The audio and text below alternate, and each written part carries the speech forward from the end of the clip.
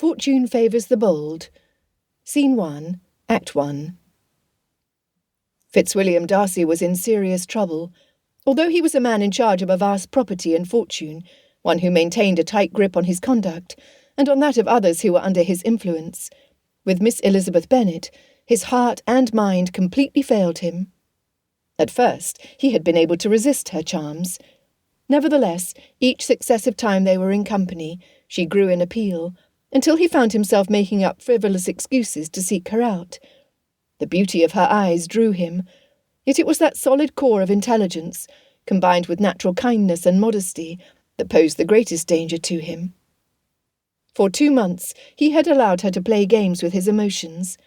Then, when he feared he was completely losing control, he cautiously retreated to his house in London, a 4-hour ride from her home in Hertfordshire.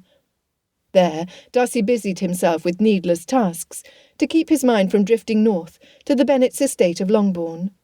For 4 months he steeled himself, distracted himself, and convinced himself that he was over her. Then he saw her at his aunt's house in Kent. Less than a minute in her company, and he knew that his heart would belong to no one other than her.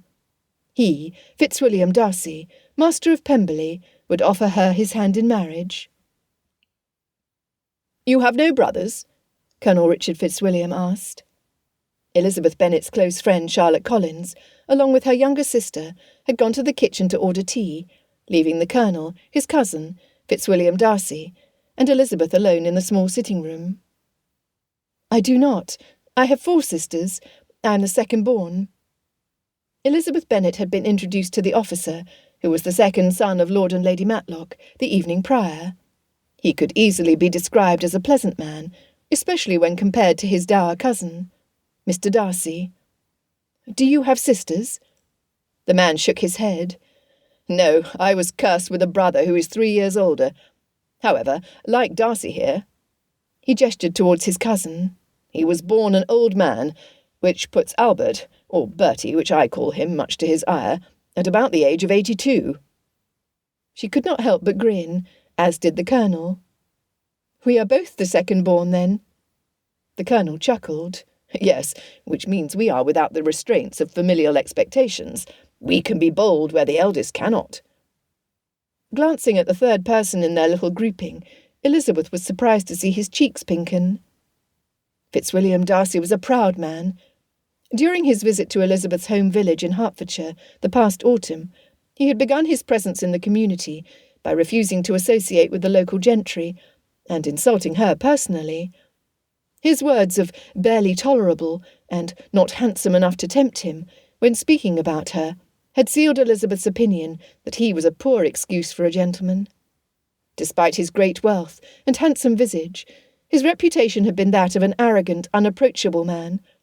For the rest of the time that she was visiting her friend in Kent, where he happened to be staying with his aunt, she planned to avoid him at all costs.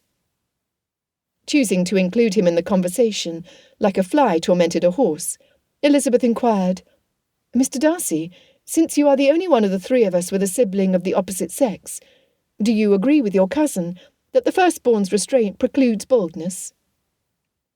He cleared his throat before replying, his deep voice resounding throughout the small parlour. "Not at all."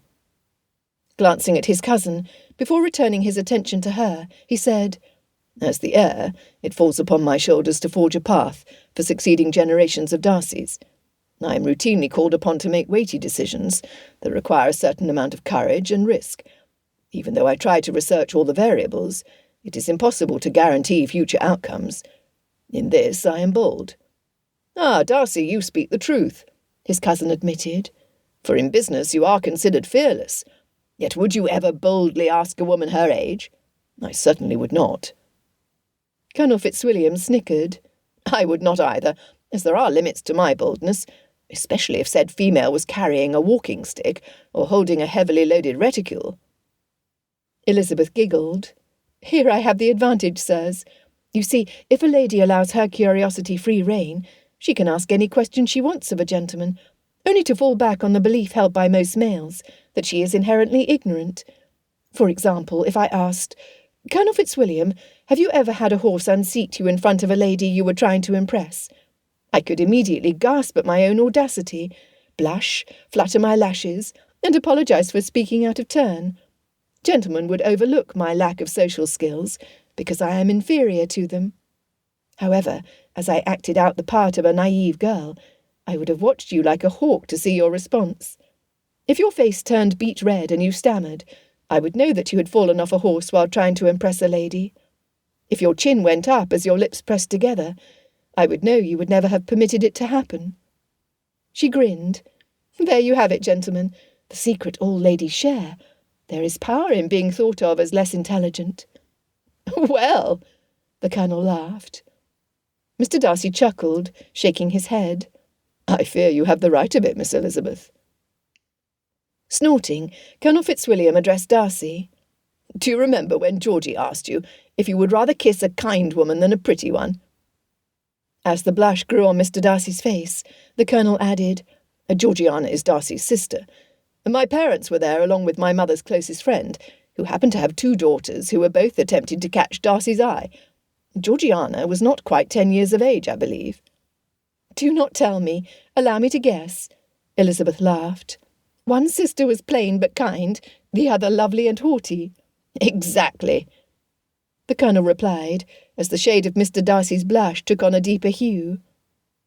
Tugging on his collar, Mr. Darcy offered, My sister was young. Ah, there you see. Elizabeth pointed her finger at him. It is as I said. The female sex is excused from these social gaffes because of expectations being lower than you require of your male counterparts. Not at all. Mr. Darcy jumped to his sister's defence. It was her age, not her sex, that excused her. Truly? Elizabeth mused. You were saying that you do not believe women to be inferior? The corner of Mr. Darcy's mouth tipped up. I learned during my adolescence never to doubt the intelligence of a woman, Miss Elizabeth. My aunt, Richard's mother, is fiercely independent, fully in control of her house, including her sons, and a partner in the fullest sense in her marriage. My uncle is a powerful man, yet he actively seeks the advice and good counsel of his wife prior to making a decision. Aunt Helen is like steel cloaked in velvet. It would be a fearful sight to underestimate her intelligence. He paused. She is not the only female of my acquaintance I consider to be wise. The Colonel nodded. Then, how did you answer your sister? Elizabeth teased. Mr. Darcy tapped his chin with his finger and shook his head. Sitting up in the chair, he shrugged, then relaxed his arms until his hands rested on his knees. Richard did not tell you the whole of the encounter, so allow me to enlighten you, Miss Elizabeth. My father, who had been widowed since Georgiana was born, was sought by females of all ages who yearned to become the reigning mistress of Pemberley. As I watched him avoid the chase, I realised the need to state my position firmly and clearly. I had no interest in being married at the age of 20, and I had no interest in either of the sisters. I refused to give hope where there was none. Therefore I told my sister that I would kiss neither a kind lady nor a pretty one. I would only kiss my wife. Elizabeth's mouth gaped open. Your wife will not be kind or pretty? The Colonel's laughter practically shook the walls. Elizabeth, no longer able to contain her mirth, joined him until she had to wipe the tears from her eyes and clasp her hands around her middle. Mr. Darcy's chin dropped to his chest. You are as impertinent as is Richard, Miss Elizabeth. I will own that I am, she admitted without hesitation, stifling the last of her giggles. Mr. Darcy stood as Charlotte returned to the room, followed by a maid pushing a tea-cart. Her young sister brought up the rear of the column. The Colonel also jumped to his feet. Charlotte Collins, newly married to Elizabeth's cousin, enjoyed nothing more than having pleasant guests in her own home. Pardon me for eavesdropping on the last of your conversation, gentlemen. Lizzie is indeed impertinent. When she was quite young, she asked the grey-haired parson of Longbourn Chapel who was older, him or God. Not many months later, she suggested to her father that he trade her 3 younger sisters for a little black puppy from a litter in the blacksmith's stable. She said that if the bitch had no trouble coping with 5 noisy pups, she would have no difficulty with Mary, Kitty, and Lydia. I was barely 6 years old, my friend. Elizabeth defended herself through her chuckles. Lydia was an extremely noisy and demanding babe. She still is, I'm afraid. She sighed. My father listened to me patiently, then told me the female mongrel would reject my sisters because they did not have tails. Since I thought him to be the wisest man on earth, I believed him. Charlotte said, "And there you have it, gentlemen. Now you know why there are still 5 young ladies at Longbourn, one of which is impertinent and another demanding, instead of only 2 plus a dog." Charlotte asked, "Tea, anyone?" She stepped back, surveyed the tray, then said, "Oh, no, I quite forgot the plate of biscuits. Colonel, might you come carry them for me?" She glanced at her younger sister. "Maria, remain here with Lizzie." Scene 2. Elizabeth Bennet intrigued Darcy to the point that he not only listened to every word she uttered, but he also attempted to catch the meaning behind her comments. She was a delight. Her eyes were beautiful, her form was light and pleasing. However, it was her joy, with a hint of mischief, that reeled him in like a fisherman with a large trout on the line. He knew what his family, other than Richard, would say. The expectations for the wife of a Darcy were high. His mother had been the daughter of an earl. Lady Anne Darcy brought an elegance along with a hefty dowry to her marriage to George Darcy. Elizabeth Bennet appeared to be a quick learner, so she would have no difficulty knowing what her role would be in society. What weighed against her were those same 3 sisters she teased about at the Collins residence the afternoon before. Miss Mary often spouted scriptures and phrases from Fordyce's sermons, usually at inappropriate occasions.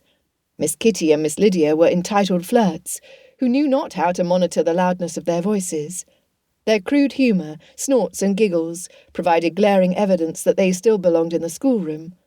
Their mother was little better. Could he live with relatives he would be ashamed to be seen with in public? Surely they had to embarrass Elizabeth too.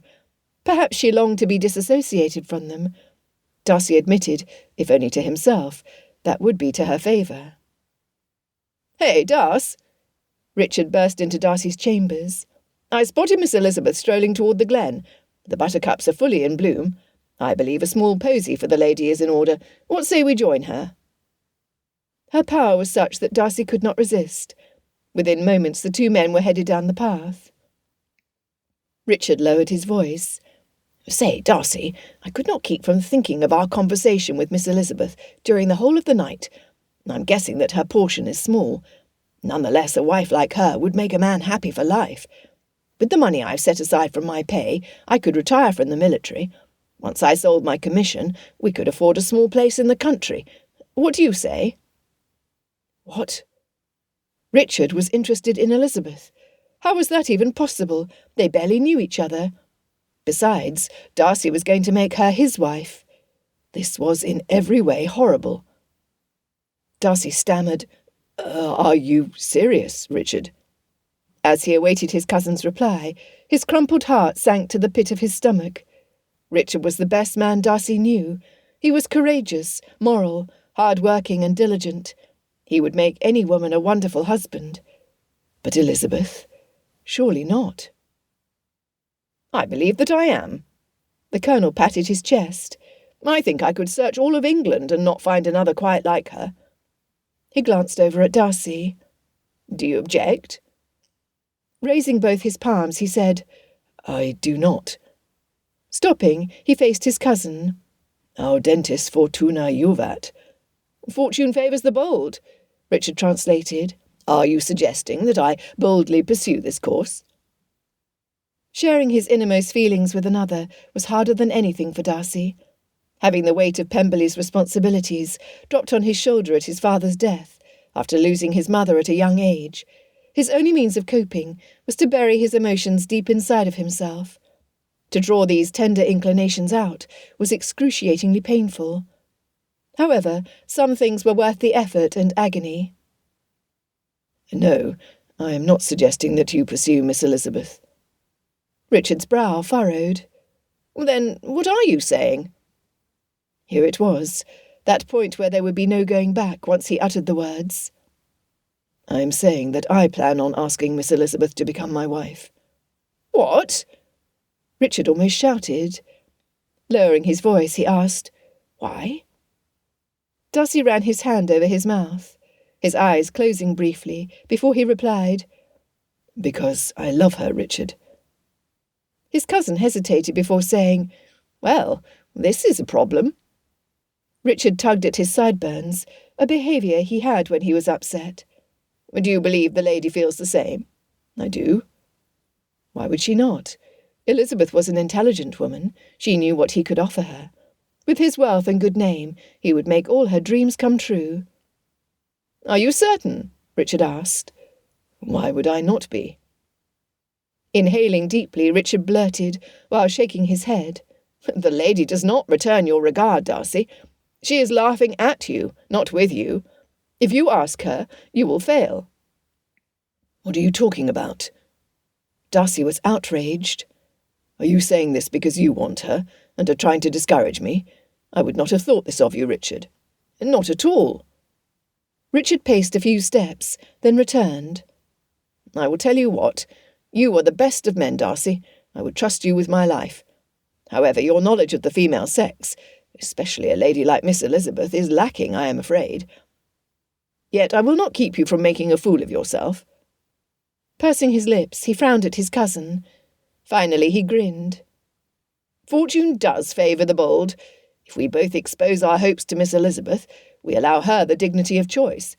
Should she choose you, then I will back away, never to say anything again. I will force the growing bud of admiration away, so I may face her as my cousin by marriage with no regrets. However, should she choose me, I expect you to lose gracefully, doing all within your power to rip any attachment to her from your heart. Are you agreed?" Darcy wanted to vomit.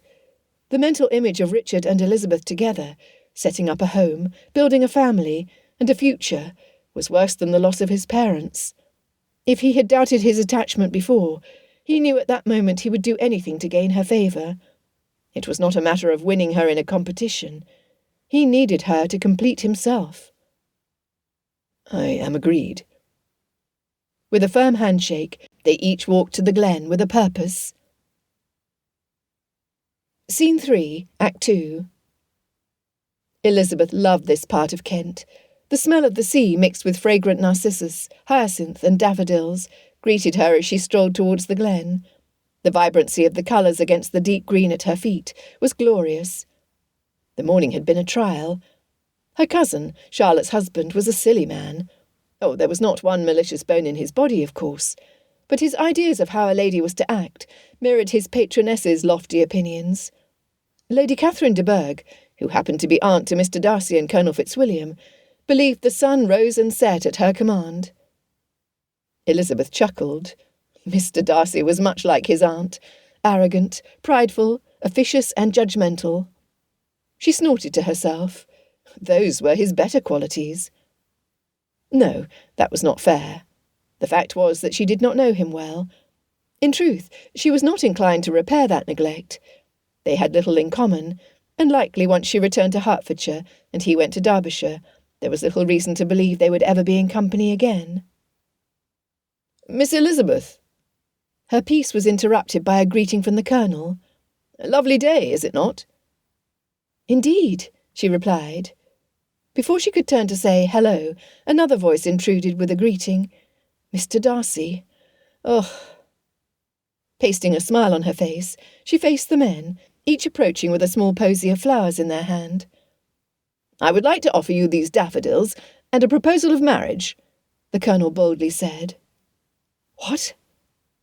Mr. Darcy, whose arms were longer than his cousin's, thrust his flowers directly into Elizabeth's hands. They were a mixture of spring colours. The man had spent more time selecting them than the ragged bunch his cousin had chosen. Instinctively she took them. He said, "I, too, would offer you marriage." He bowed formally. "Is this a competition?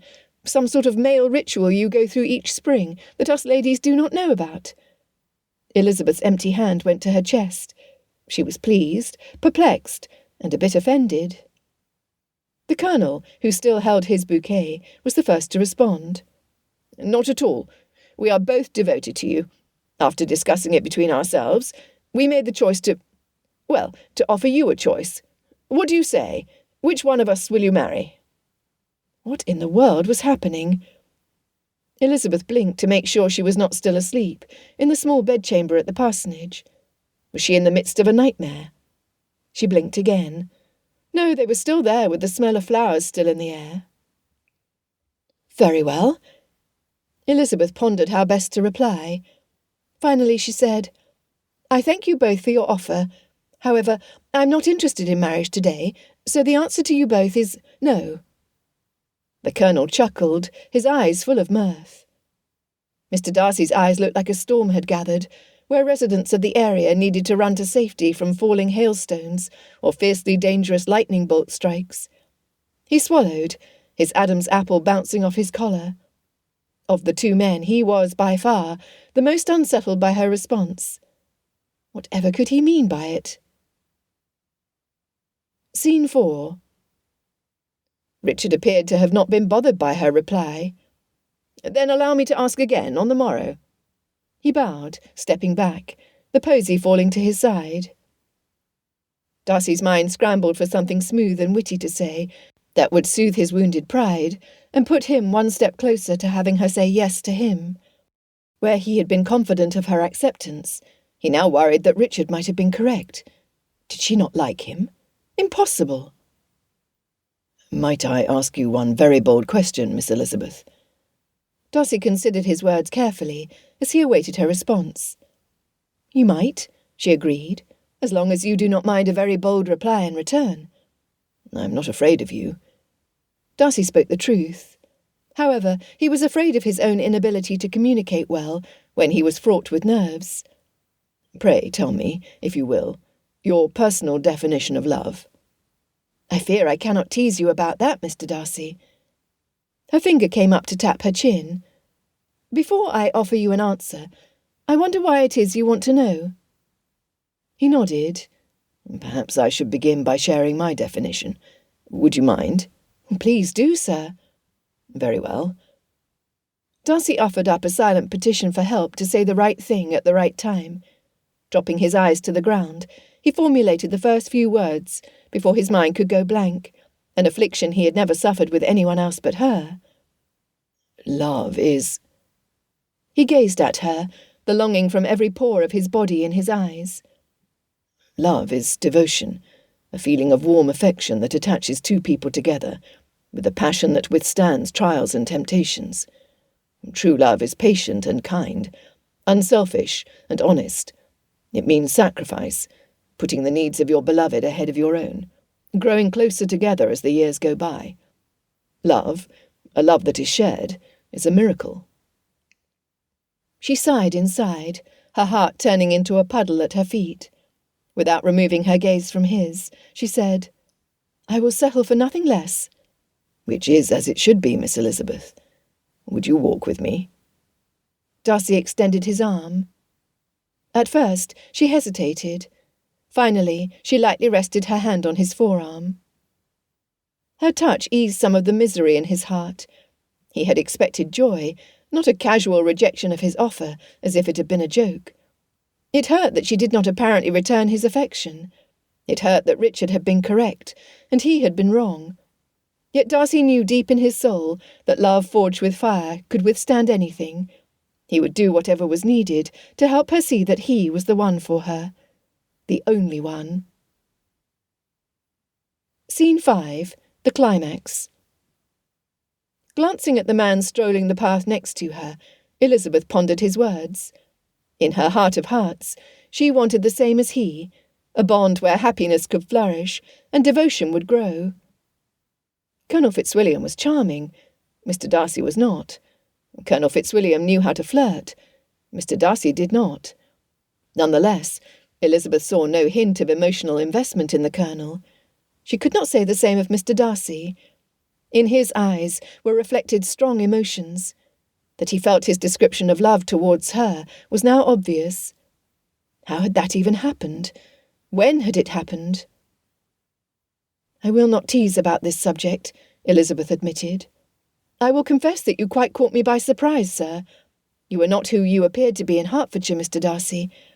I did not know, sir, that you were a man of intense emotions, other than abhorrence. After your insult, when you stared at me, I feared your eyes only saw my flaws." She inhaled, then shrugged. "What has changed, sir, that you are a far different man here in Kent than you were in Hertfordshire?" He stopped, as did she. He hated having to discuss his actions. Rarely was he in a position where he needed to explain himself. Shaking his head slowly, he realized that nothing he could say would place him in a favourable light. "You are indeed correct in your estimation of me, Miss Elizabeth." He gazed off into the distance, until his thoughts were in order. "Stepping into your delicate shoes, I now see how officious my actions were. Instead of pleasing myself, I should have learned how to please a woman worthy of being pleased. I beg your pardon. Pray accept my sincerest apology for my unkind words, and for not treating you respectfully while in Hertfordshire. You are worthy. I am not." "Mr. Darcy." She dropped her hand from his arm and stepped back from him. "I simply cannot reconcile the man in front of me with... well..." She turned away from him. His heart felt like it was shrivelling inside of him. Could it hurt any worse? He thought not. Turning back to look directly at him, she demanded, "According to his report, you treated Mr. Wickham unfairly for years. How could you share your beautiful definition of love and be horrid to another, a former friend, at the same time?" "That reprobate," Richard scowled. "What has he done? Where is he? Did he harm you? What of your sisters? He would not care if they were full young. The man is a rake of the first order." Elizabeth's chin dropped, her mouth gaping open. She snapped it closed. "You know Mr. Wickham?" "Know him?" Richard snorted. "Darcy and I grew up with him. At one time he was a friend to the both of us. However, once Wickham entered university, he became a skilled liar and a master cheat. He charms the coins right out of wealthy men's pockets. He charms the ladies right out of their... well, that I shall not say. This past summer he hurt a young innocent so badly that she is still suffering. No, Miss Elizabeth, any sympathy you have toward his plight is misdirected. If he was pleasant to you, it was because he was seeking an advantage, nothing more." She wrung her hands together, her breath quickening. "This is in every way terrible, Colonel Fitzwilliam. Because there has been no report of anything lacking in his character, he is freely welcomed into our home. Sirs, I must write my father immediately." She backed away from them. "Pardon me, gentlemen, I must go."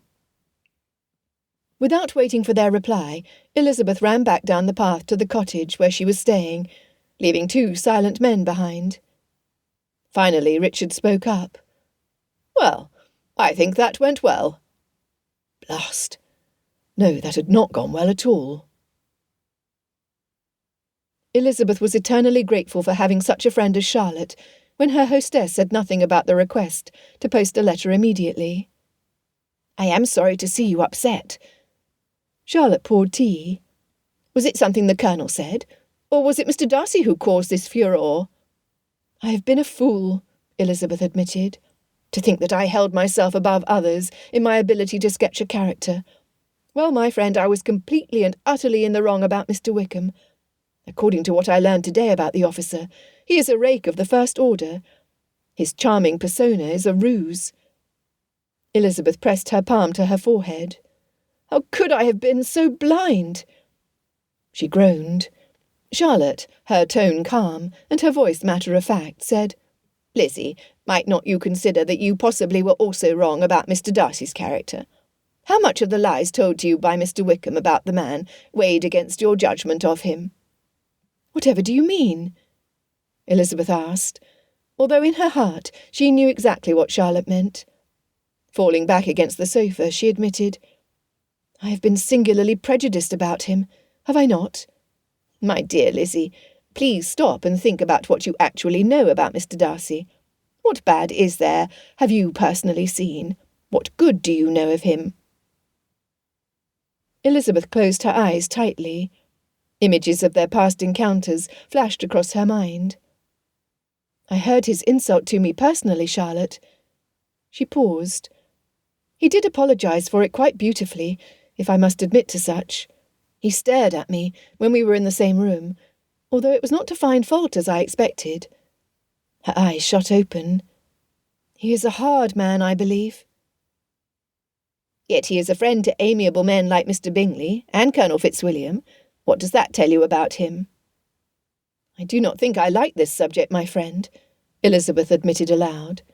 Can we not change it to something else? Very well. Let us speak of the parsley fern. What? Elizabeth sat up. The parsley fern, like the one found in the Highlands. A small grin appeared on Charlotte's face. You know how much I enjoy the study of botany, even more so now that Mr. Collins spends hours at a time in our garden.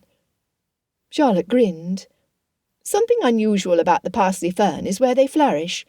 That lovely bushy green plant grows from rocks. Hard rocks, Lizzie. Mr. Darcy presents a lovely hard surface, does he not? He is handsome, yes. Elizabeth mused. He asked me to marry him. Charlotte clapped her hands together. He did? Oh, that is wonderful. I do not know. Colonel Fitzwilliam did as well. Charlotte smirked. What a quandary for an unattached lady. Which one shall you choose? She leaned towards Elizabeth. Do think seriously about this, Lizzie. You have an opportunity in front of you far higher than any expectations anyone in our community has ever had. Either man would elevate you and your sisters, which could guarantee better lives for them. Do not make this a joke, I beg you. I will not. Elizabeth sighed, slumping back on the sofa. I cannot consider the Colonel's offer, since I saw no evidence of an attachment. However, Mr. Darcy, he shares my desire to have a mate who is fully devoted to the union. But Charlotte, he is so different here than when we were in Hertfordshire. What has changed? I asked him, but could not wait for his reply, since the Colonel then informed me of Mr. Wickham. My priority was warning my family of the danger. However, now, I cannot help but wonder how Mr. Darcy would have answered my challenge. What challenge? I gave him the task of explaining to me why he was so different in Hertfordshire than he is here in Kent. Elizabeth huffed. I see the benefits of being attached to the Darcys of Pemberley. Yet what of love? I cannot fathom being intimate with a man I am not drawn to. Charlotte, I want to love as he does.